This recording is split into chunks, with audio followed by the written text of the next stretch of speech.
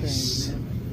When both husband and wife stay rooted in Christ, ano pa nangyayari? You forgive faster. Magtataka na, oh, we're so in love. Yeah, because you're abiding in Christ. It's not about you. Kasi kung ikaw, alam mo, kilala niyo yung mga sarili niyo. Diba, babe? Diba? When you abide in Christ, you forgive faster. You fight less.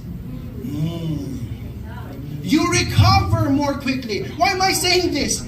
Because alam ko po, hindi darating yung time na hindi kayo mag-aaway. Meron talaga yan. But you fight less. You recover more quickly. You laugh more often. You pursue one another again. Ang ginagawa po ng grace sa mga marriages po natin, it makes it sustainable. Why? Grace, it's not just an identity, it is also an empowerment. So pag dumating ka sa point na hindi mo na kaya, that same grace will sustain you to move forward to love your wife even more. Correct? To show grace even more. Yan po ang dala ng grasya ng Panginoon.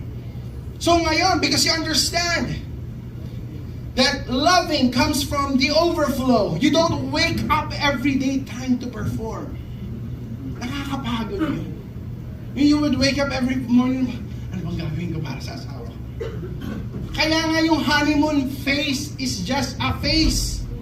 Kasi kung araw-araw mong gagawin yan, mapapagod ka. Correct? Si Edward, ikakasal yan. Si Master Edward, ikakasal yan. Pagod na. Charot! Wala pa nga eh. Saan mo pagod na? Photoshoot pa lang yan.